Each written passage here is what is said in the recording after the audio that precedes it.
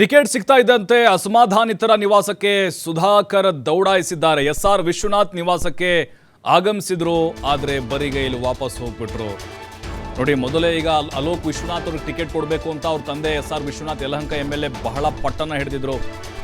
ಆದರೆ ಅವ್ರಿಗೆ ಸಿಗಲಿಲ್ಲ, ಬೇಸರ ವ್ಯಕ್ತಪಡಿಸ್ತಾ ಇದ್ದಾರೆ. ಅವ್ರಿಗೂ ಕೂಡ ಮುನಿಸಿದೆ. ಈಗ ಸುಧಾಕರ್ಗೆ ಈಗ ಮುಜುಗರ ಆಗಿದೆ. ಯಲಹಂಕದ ಸಿಂಗನಾಯಕನಹಳ್ಳಿರುವಂತಹ ವಿಶ್ವನಾಥ್ ನಿವಾಸಕ್ಕೆ ಹೋದ್ರು, ಆದರೆ ವಾಪಸ್ ಬಂದು ಆಪ್ತರ ಗೃಹ ಪ್ರವೇಶಕ್ಕೆ ಬೆಳಗ್ಗೆಯೇ ಮನೆಯಿಂದ ತೆರಳಿದ್ರು ಎಸ್ಆರ್ ವಿಶ್ವನಾಥ್. ಬಂದ ದಾರಿಗೆ ಸುಂಕ ಇಲ್ಲ ಅಂಥೇಳಿ ಎಸ್ಆರ್ ವಿಶ್ವನಾಥ್ ಅವರ ಮನೆಯಿಂದ ವಾಪಸ್ ಹೋದ್ರು. ಟಿಕೆಟ್ ಸಿಕ್ಕಿಲ್ಲ ನನ್ನ ಮಗನಿಗೆ ಅಂಥೇಳಿ ಎಸ್ಆರ್ ವಿಶ್ವನಾಥ್ ಈಗ ಮುನಿಸ್ಕೊಂಡಿದ್ದಾರೆ. ಅವರ ಪುತ್ರನಿಗಾಗಿ ಡಿಮ್ಯಾಂಡ್ ಮಾಡಿದ್ರು, ಸಾಕಷ್ಟು ಲಾಭಿಯನ್ನು ಮಾಡಿದ್ರು. ಸುಧಾಕರ್ ವಿರುದ್ಧ ನಿರಂತರವಾಗಿ ಹರಿಹಾಯ್ದಿದ್ರು. ಕೊನೆಗೂ ಅವ್ರಿಗೆ ಟಿಕೆಟ್ ಸಿಗಲಿಲ್ಲ. ಸುಧಾಕರ್ಗೆ ಹೈಕಮಾಂಡ್ ಮಣೆ ಹಾಕ್ತು. ನೋಡಿ, ಈಗ ಕಾರಿಂದ ಬೇಸರದಿಂದನೇ ಎದ್ದು ಬಂದರು.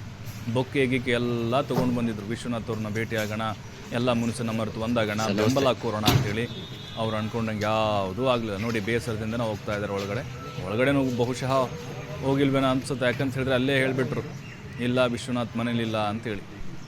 ಯಾಕಂತ ಹೇಳಿದ್ರೆ ಅವರು ಮೊದಲೇ ಗೃಹ ಪ್ರವೇಶಕ್ಕೆ ಹೋಗಿದ್ರಂತೆ. ನೋಡಿ, ಒಬ್ಬ ಶಾಸಕರು ಅಥವಾ ಮಾಜಿ ಶಾಸಕರು, ಮಾಜಿ ಸಚಿವರು ಮನೆಗೆ ಬಂದಿದ್ದಾರೆ ಅಂತಂದರೆ ಅತಿಥಿ ಸತ್ಕಾರ, ಸೌಜನ್ಯಕ್ಕಾದರೂ ಕೂಡ ವಿಶ್ವನಾಥ್ ಮಾತಾಡಿಸ್ಬೇಕಾಗಿತ್ತು.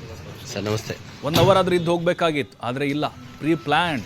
ಸುಧಾಕರ್ ಬರ್ತಾರೆ ಅಂತ ಗೊತ್ತಿದ್ದೆ, ಬೆಳಗ್ಗೆನೇ ಅವರು ಬೇರೆ ಕಾರ್ಯಕ್ರಮಕ್ಕೆ ಹೋಗಿದ್ದರು. ಅಂದರೆ ಇಲ್ಲೇ ಗೊತ್ತಾಗ್ತಾ ಇದೆ ಅವರ ಬೆಂಬಲ ಸಹಕಾರ ಎಷ್ಟರ ಮಟ್ಟಿಗೆ ಸಿಗ್ತಾ ಇದೆ ಅಂತ.